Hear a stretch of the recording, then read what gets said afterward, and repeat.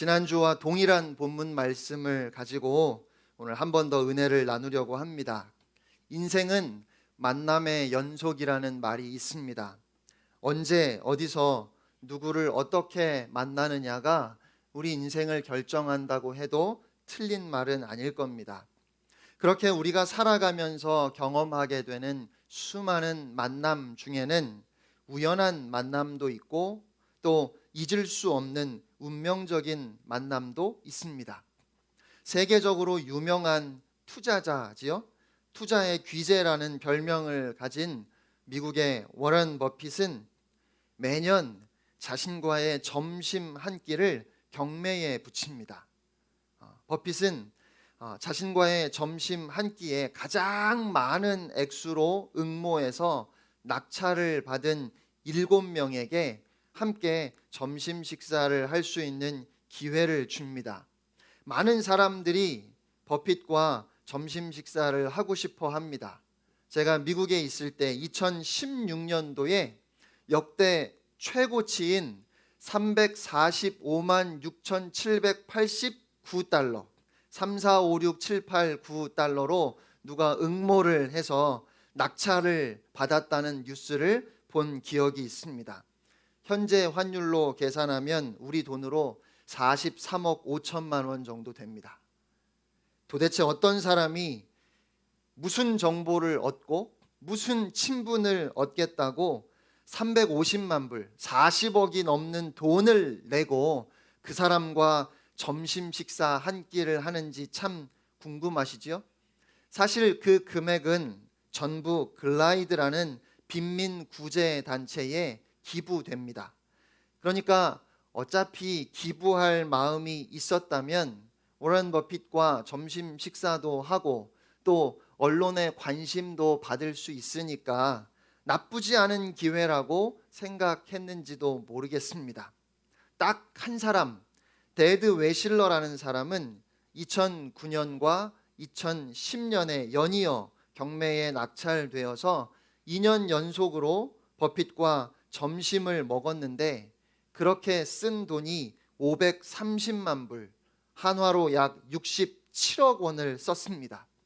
그리고 그때 버핏의 마음에 들어서 그 뒤로 그 역시 승승장구하며 출세의 길을 달리고 있다고 합니다.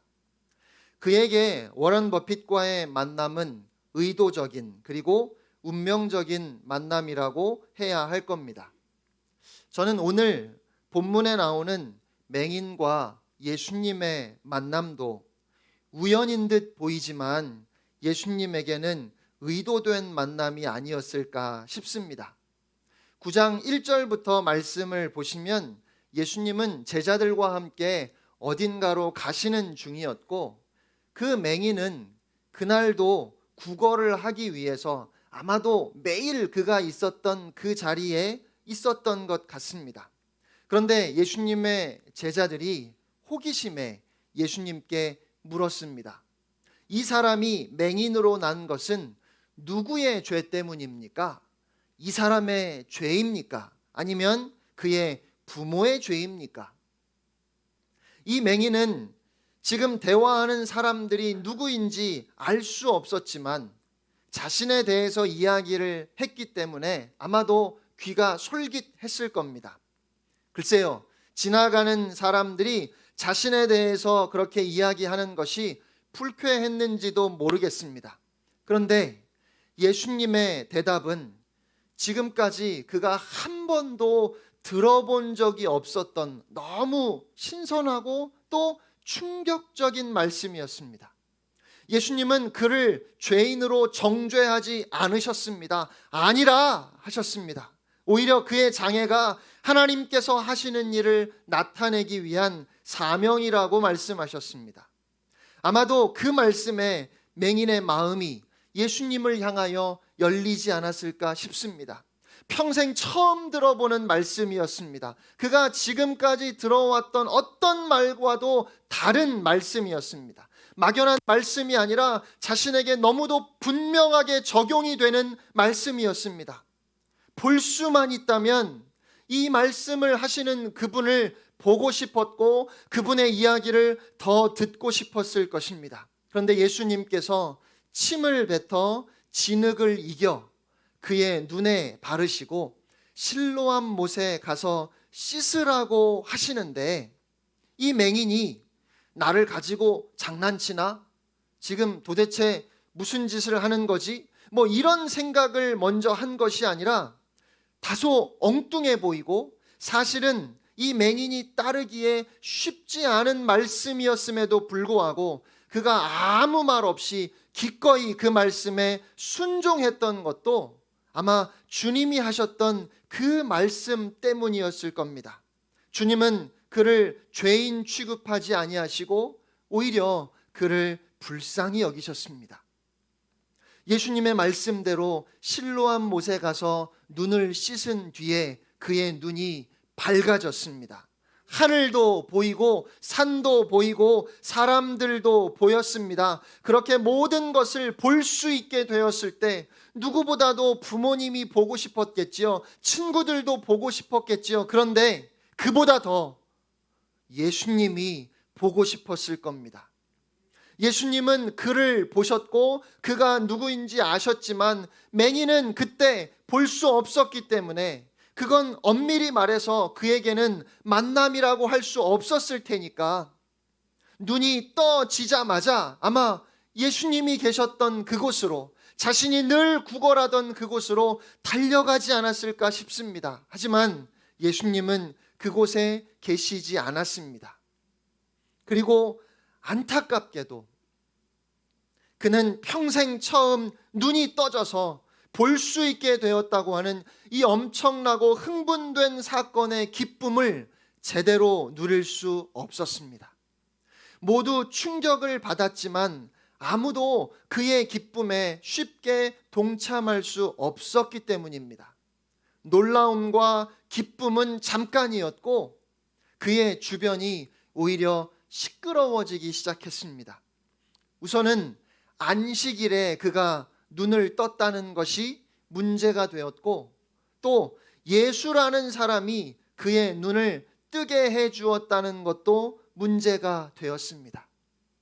심지어 그의 부모도 자식이 눈을 뜨게 되었는데 그 사실 앞에서 그저 기뻐할 수 없었고, 이웃들도 처음에는 너무 놀랐지만 점점 의심과 경계의 눈으로 마치 그가 눈을 뜬 것이 잘못인 것처럼 그렇게 그를 바라보고 판단하기 시작했습니다. 그뿐만이 아닙니다. 그는 자신이 경험한 대로, 자신이 느낀 그대로 묻는 말에 대답했을 뿐인데 바리새인들에게 미움을 받아 결국 출교까지 당하게 되었습니다. 눈이 밝아져서 앞을 보게 되었다는 기쁨은 잠깐이었고 그 이후에 찾아온 두려움과 소외는 이전과 조금도 다르지 않았습니다. 아니, 차라리 전에는 보이지 않았으니까 그나마 견딜만 했다면 이제는 그를 조롱하는 눈빛도 그에게 분명하게 보였고 의심과 경계의 눈초리로 그를 바라보는 사람들도 너무 선명하게 보였습니다. 가만두지 않을 것처럼 분노가 가득한 사람들의 모습도 보였으니 훨씬 더 두려웠을지도 모르겠습니다. 앞을 볼 수 있게 되었지만 그의 눈앞에 펼쳐진 세상은 그리 희망적이지도 감동적이지도 그렇게 따뜻하지도 않았습니다. 볼 수만 있으면 인생의 문제가 다 해결되고 이제는 고생 끝, 행복 시작, 내 인생에 더 이상은 고난도 슬픔도 없을 것이라 생각했는데 가난, 소외, 미움, 조롱은 여전히 남아 있었고 내가 볼 수만 있다면 이까짓 가난과 배고픔은 얼마든지 견딜 수 있겠다고 생각했지만 세상은 그렇게 만만하지가 않았습니다. 어쩌면 차라리 보지 못했던 것이 더 나았다는 생각이 들 만큼 너무 복잡하고 차갑게 냉정한 세상을 그는 보게 되었습니다. 우리도 마찬가지가 아닌가 싶습니다. 우리는 인생이 고난의 연속임을 잘 알면서도 당장 눈앞에 있는 문제가 너무 크게 보여서 이것만 해결되면 나의 삶이 달라질 것만 같습니다. 이것만 해결되면 지금과는 다른 더 나은 삶을 살게 될 것이라고 생각합니다. 이 문제만 사라지면 삶이 평안할 것 같습니다. 졸업만 하면 될 것 같고 사업만 시작하면 모든 게 다 잘 될 것 같습니다. 사람은 아무리 노력해도 점점 쇠약해지고 기력과 기반을 잃어가게 됨을 알면서도 지금 나에게 닥친 이 문제, 내가 처한 이 상황만 달라지면 사는 것이 훨씬 쉬워질 것이라 믿습니다. 그것은 그저 잠시 숨을 돌리게 만드는 것임에도 마치 문제의 해결처럼 생각하기가 쉽습니다. 그래서 본문에 나오는 이 시각장애인처럼 인생의 장애로 여겨지는 문제들이 있는 경우에는 늘 그 문제를 탓하기도 합니다. 내가 공부를 제대로 하지 못한 것, 어렸을 때부터 몸이 약했던 것, 결혼을 잘못한 것, 가난한 집안에 태어난 것이 그렇습니다. 우리 인생에 걸림이 되는 것이 참 많지요. 제가 미국에 가서 공부를 해보니까 영어만 잘하면 공부를 얼마든지 잘할 수 있겠다는 생각을 했습니다.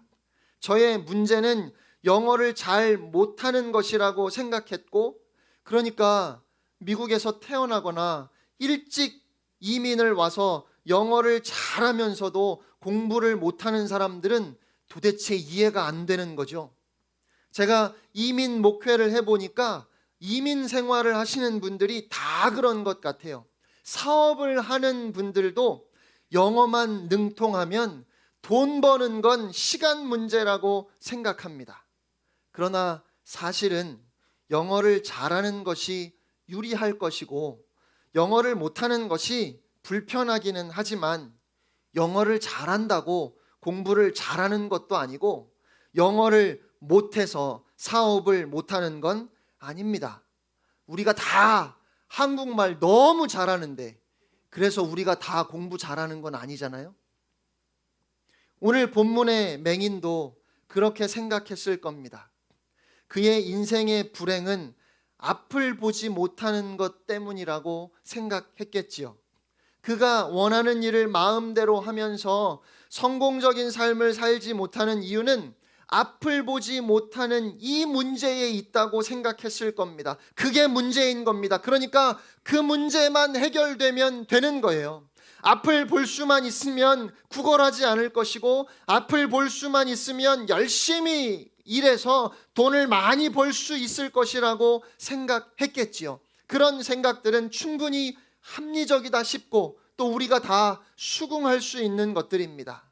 그러나 인생의 문제는 눈이 떠진다고 해결되는 것이 아님을 아는 데는 그렇게 많은 시간이 필요하지 않았습니다. 자기 인생에 있어서 문제 해결이 볼 수 있게 되는 것이라고 생각했지만 그의 눈이 밝아져서 볼 수 있게 되었다고 해서 인생이 그렇게 만만한 것은 아니라는 것을 그는 금세 깨닫게 되었습니다. 또 다른 종류의 소외감이 찾아왔고 또 다른 불편함 앞에서 낙심해야 했습니다. 여러분, 이제 무엇을 해야 할까요? 이제는 어떻게 살아가야 하는 겁니까? 그에게는 정말로 꼭 한번 만나고 싶은 사람이 있었습니다. 그가 앞을 볼 수 없을 때 그를 받아주고 그의 눈을 뜨게 해주었지만 그에게는 만남이라고 부를 수 없는 그때 그분을 보고 싶었습니다. 예수님을 만나고 싶었습니다. 어찌 생각하면 예수님 때문에 문제가 해결되었고 또 어찌 생각하면 예수님 때문에 인생이 복잡해졌지만 그는 정말 예수님을 만나고 싶었습니다. 감사하다는 말도 하고 싶었겠지요. 또 이제 어떻게 하면 좋을지 상담을 받고 도움을 받고 싶었을 겁니다. 하지만 도대체 어떻게, 어디에 가면 예수님을 만날 수 있는지 그는 알 방법이 없었습니다. 그에게는 예수님을 만날 수 있는 길이 없었습니다. 그런데 예수님께서 그를 찾아오셨습니다. 예수님이 그를 찾아오셨습니다. 우연한 만남이 아니라 의도된 만남입니다. 그가 출교되었다는 이야기를 들으시고 그를 만나기 위해서 그를 찾아오신 것입니다. 그의 눈이 잘 떠졌는지 확인하기 위해서 오셨던 것이 아닙니다. 그가 출교당한 것이 불쌍해서 그저 위로하려고 오신 것도 아니었습니다. 어차피 출교당했으니까 이제는 예수님 편으로 만들기 위해서 오신 것도 아닙니다. 예수님이 그를 찾아오신 것은 그의 영혼을 불쌍히 여기셨기 때문입니다. 처음 그의 눈을 뜨게 하실 때부터 주님에게는 이 영적인 만남에 대한 계획이 있었습니다. 눈이 떠지는 것보다 더 중요한 본질적인 그의 인생에 있어서 진정한 문제의 해결은 그의 영혼이 자유함을 얻는 것입니다. 단지 육신의 눈이 떠짐으로 그의 삶에 찾아온 그 여러 가지 변화와 비교할 수 없는 그 인생의 본질적이고 궁극적인 문제가 해결되는 것, 예수 그리스도를 믿음으로 말미암아 영생을 얻는 것, 그것을 위해서 우리 주님은 맹인이었던 그 사람을 찾아오신 것입니다. 그래서 예수님은 그를 만나 물으셨습니다. 내가 인자를 믿느냐? 내가 인자를 믿느냐? 인자라는 말이 우리에게는 조금 생소합니다. 특히 요한복음에서는 인자라는 말보다는 그냥 아들이라는 말이 더 많이 사용되었고, 아들은 하나님의 아들을 가리키기 때문에 사본들을 보면 인자 대신 하나님의 아들이라고 기록된 것도 제법 많습니다. 대체로 인자가 원래 예수님이 사용하신 단어였을 것이라 생각합니다.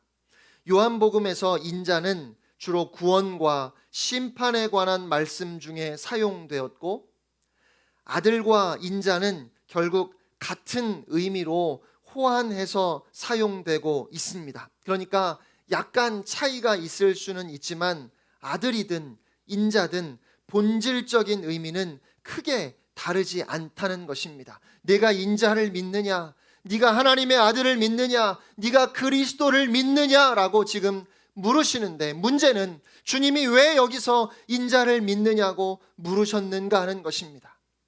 이건 단지 구약에서 인자가 의미하는 메시아에 대한 신학적 입장이나 구약에 예언된 인자의 존재에 동의하는지 그것을 물으신 것은 아닙니다. 믿음은 단순히 지적인 동의를 의미하는 것이 아니니까요. 주님은 눈이 밝아지고 해방을 경험하고 그 이후에 달라진 것이 없어 다시 소외와 좌절을 경험했던 그 사람에게 하나님의 구원, 참된 자유를 말씀하시는 것입니다. 그러니까 내가 인자를 믿느냐 하는 이 주님의 물음은 네가 그리스도를 신뢰할 수 있느냐라는 물음입니다. 이렇게 혼란스럽고 좌절스러운 상황 가운데 인자를 믿을 수 있겠냐는 것입니다. 눈이 밝아지고 나면 괜찮아질 줄 알았어요. 눈만 뜨면 문제가 다 해결될 줄 알았습니다. 그런데 여전히 어렵다는 말입니다. 여전히 힘들다는 말이에요. 예수 믿고 나면 언제나 마음에 평안이 있을 줄 알았어요. 예수를 나의 구주로 영접하기만 하면 내 모든 문제는 하나님이 다 해결해 주시고 나의 남은 인생은 하나님의 은혜 안에서 축복된 삶일 줄 알았어요. 그런데 여전히 무기력하고 여전히 실수하고 넘어지고 여전히 실패합니다. 여전히 힘들기만 합니다. 하나님을 믿는데 도대체 왜 이렇게 힘들까? 하나님께서 나를 사랑하시고 나를 지키신다 말씀하시는데 왜 내 인생은 이렇게 풀리는 것이 없을까? 그렇게 모든 것이 다 혼란스럽고 모든 것이 다 무의미해 보이는 그때에 예수님께서 찾아오셔서 물으시는 겁니다. 네가 인자를 신뢰할 수 있겠느냐? 우리 인생의 진정한 자유와 해방은 지금 우리가 붙잡고 있고 지금 우리가 바라보고 있는 그 문제의 해결에 있는 것이 아니라 오직 예수 그리스도께서 우리에게 주시는 하나님의 나라와 영원한 생명에 있음을 네가 믿을 수 있겠느냐고 물으시는 겁니다. 세상에서는 여전히 고난과 무시와 아픔이 있겠지만 나를 신뢰하고 나를 따라올 수 있겠느냐라고 그렇게 물으시는 것이었습니다. 그가 대답했습니다. 36절입니다. 주여, 그가 누구시오니이까 내가 믿고자 하나이다. 그는 진심으로 믿고 싶었습니다.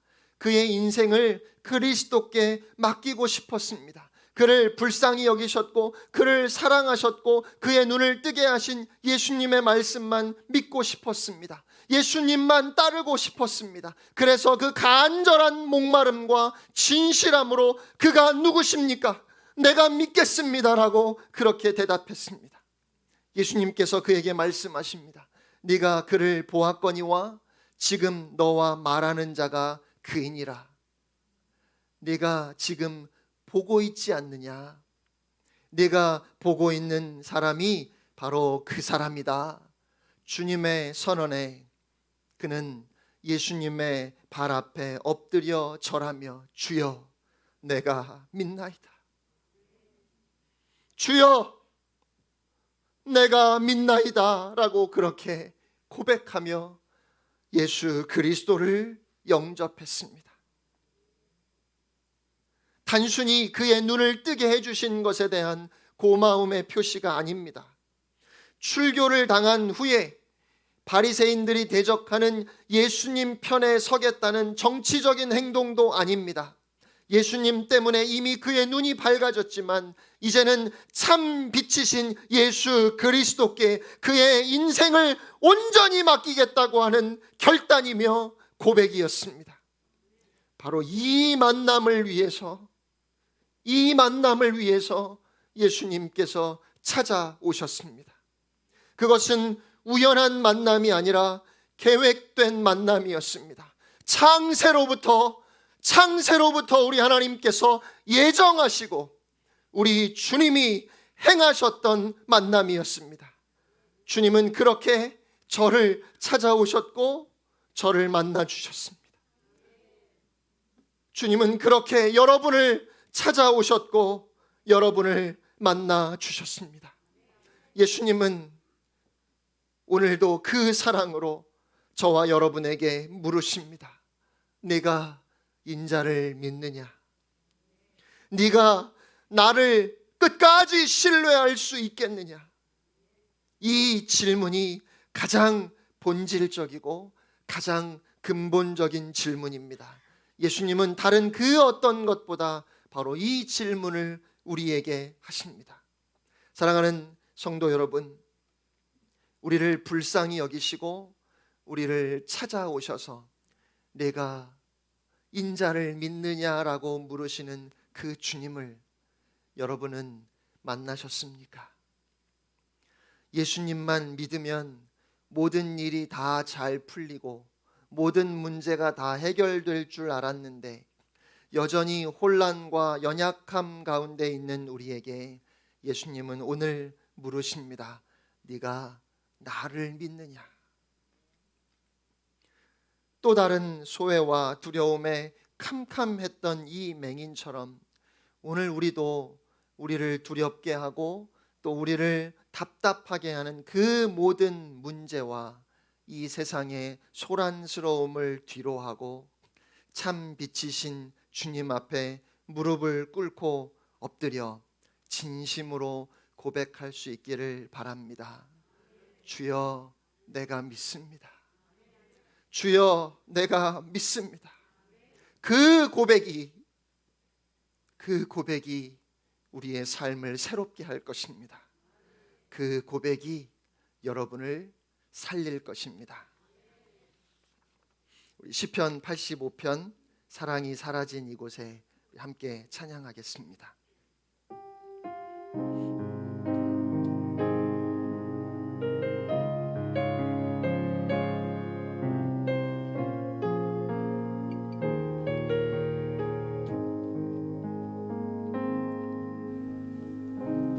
미움과 다툼, 시기와 무정, 사랑이 사라진 이곳에 주가 필요합니다.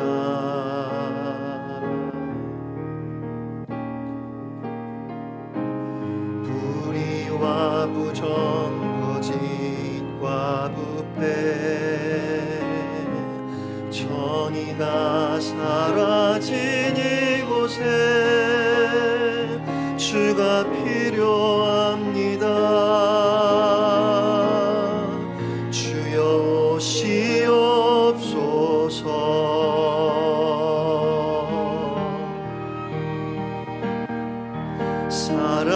사랑과 진실이 만나고 정의와 평화가 공존하는 세상으로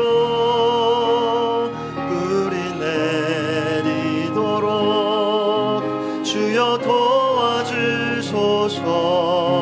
이 땅을 회복하소서.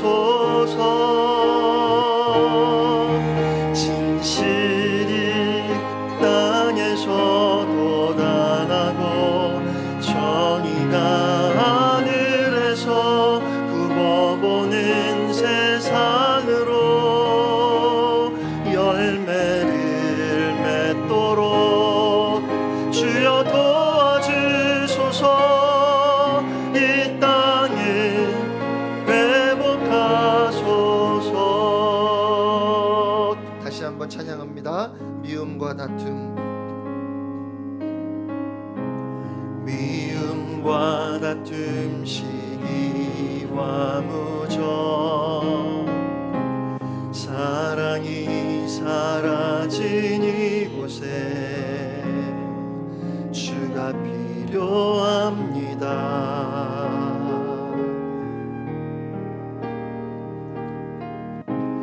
불의와 부정, 거짓과 부패, 정의가 사라진 이곳에 주가 필요합니다. 주여 오시옵소서.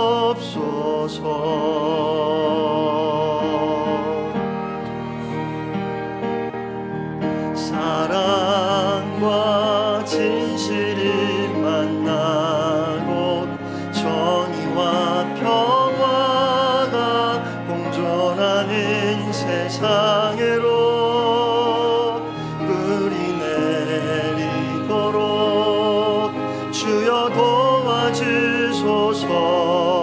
이 땅을 회복하소서.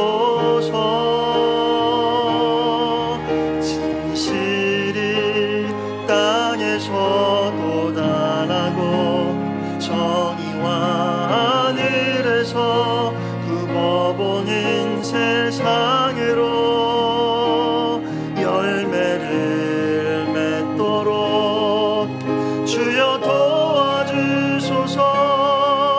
이 땅을 회복하소서. 이 시간 다 같이 한 음성으로 기도하기를 원합니다.